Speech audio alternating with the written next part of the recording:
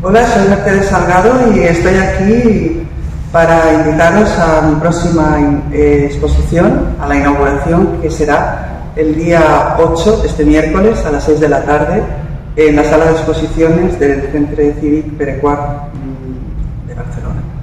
El título de la exposición es Viaje a Citerea y lo que sucedió después. ¿Por qué este título?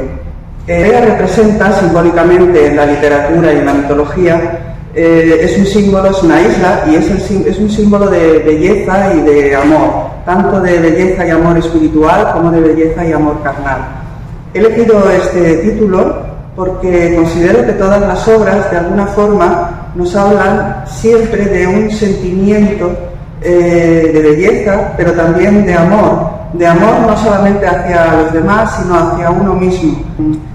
La manera que tengo de trabajar los cuadros muchas veces es elegir tanto personajes del cine, personajes que ya están para la eternidad en diferentes obras pictóricas, o incluso de personajes que me puedo encontrar en el metro.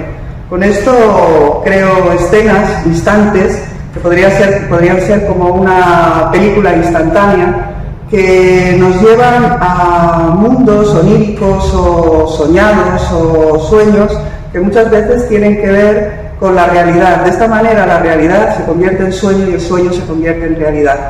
Bueno, os invito a todos para que vengáis. Si no podéis venir el día 8, la exposición estará todo el mes de mayo y quizá también en junio.